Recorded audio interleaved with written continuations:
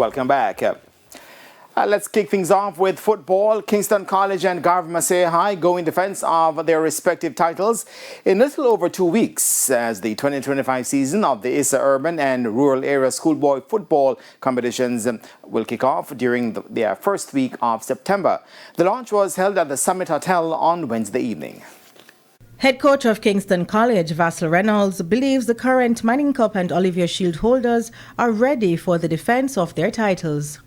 Yes, strategically we have selected some games that we wanted to be a part of, some tournament games, just to give everybody the kind of preparation minutes that is required to enter the competition come week after next. The last season and the previous one and the one before that we didn't get after the kind of start we would have liked.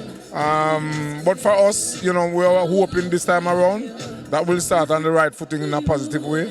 And we are very confident that the boys will deliver in the first game. DaCosta Cup champions Garvey Maceo's head coach Lester Hibbert has one objective in mind. So what we want to do, we want to just focus on step-by-step movements. So we want to take it a game at a time. We have the aim, we have the objective, but we don't want to put a lot of pressure on the boys. So take it a step at a time, take each game at a step at a time, win the games that come, and then as we progress, we want to make sure we retain the title. Over 100 schools will be competing for schoolboy football supremacy when the season kicks off on September 6th.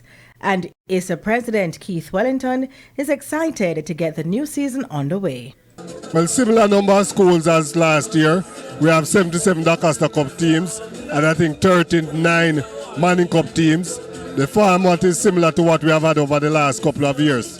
In the opening games of the season, Garvey Maceo will clash with Fogo Road High at 6 p.m, while KC will battle former champions Charlie Smith in the 8 p.m. encounter. Both games are set to be played at the Stadium East Field. Denise Waters for TVJ Sports.